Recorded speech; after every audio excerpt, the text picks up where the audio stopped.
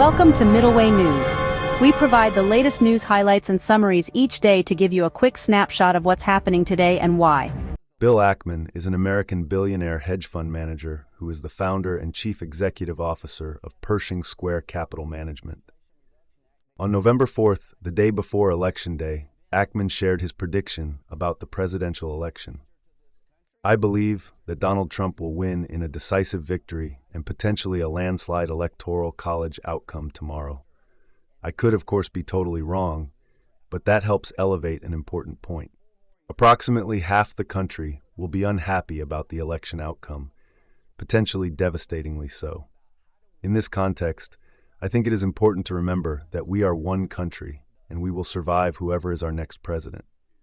What we must avoid, however, is a world where our fellow citizens who are disappointed raise hell or otherwise revolt about the outcome.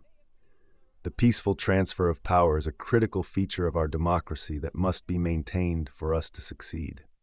The system is stronger than any one candidate. We will thrive long-term, no matter the outcome of this election, because the system will heal itself. That's been a feature of our democracy for nearly 250 years, and I expect it to continue. Let's therefore be civil and accept the collective will of our democratic process. We have many enemies that want internecine battles in America to weaken us. We cannot let this happen. The world is a dangerous place, and we need to be unified to protect our country and our children. On Election Day, Bill Ackman posted the following on X, which Middleway News believes to be an honest, fair, and balanced perspective. If the election outcome is as I expected, it should cause the large minority of the country who supported Kamala Harris and predicted her victory to begin to question their sources of truth. Half the country has believed that X is filled with mis- and disinformation, and that they could only therefore rely on the NY Times, MSNBC, CNN, and other mainstream media for their news. And they did. If, however, you have been active on X for the last year, you have known the truth days, weeks, and often months before the facts appear in the mainstream media. The mainstream media excerpted, clipped and cut to defame Donald Trump while claiming that Joe Biden was fit as a fiddle. Then, when Biden's polls collapsed, Kamala Harris was anointed the candidate and her hagiography was written with glowing acclaim from the press.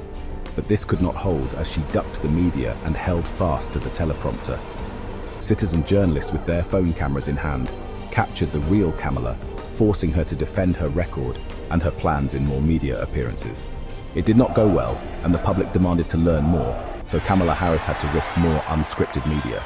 The doom loop was underway with perhaps 60 Minutes as one of the more dramatic examples, even after CBS tried to save her, most glaringly by excerpting one answer to replace a word salad response to another. But the citizen journalists on X quickly caught and outed this fraud and demanded a transcript. As many who supported Kamala began to realize that they have been misled, they became open to Trump as an alternative. But they didn't want to rely on the media to understand him because they did not want to be misled again. They wanted to hear the candidate in his own words, and that is where Lex Fridman and Joe Rogan long-form podcasts came to the rescue. When Kamala was offered the same opportunities to explain herself, she rejected them. And the voting public could only draw a negative inference. When the story of this election is written, I expect it will be as much about how half of America woke up to the reality that they have been manipulated by the media. This should lead to an abandonment by many of the mainstream media as their primary source of information. It will push more people to X, to podcasts, and other empirical sources, and it will lead to a more informed public. The other outcome I hope happens is the implosion of the Democratic Party. The party lied to the American people about the cognitive health and fitness of the president. It prevented, threatened, litigated, and otherwise eliminated the ability of other candidates for the primary to compete, to get on ballots, and to even participate in a debate. The party and the administration used lawfare in an attempt to imprison, bankrupt, or otherwise kill off Trump as a candidate. These acts are collectively grave threats to our democracy.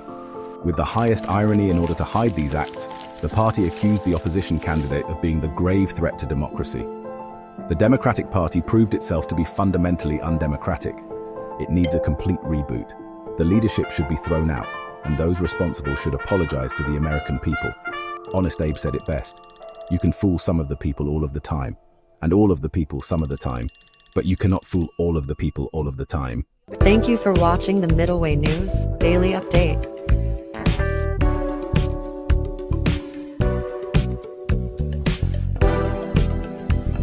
Thank you for experiencing today's Middleway News Daily Update. We hope you enjoyed today's top news highlights and summaries. Be sure to check out our other Middleway News services, products, summaries, updates, videos, podcasts, and more.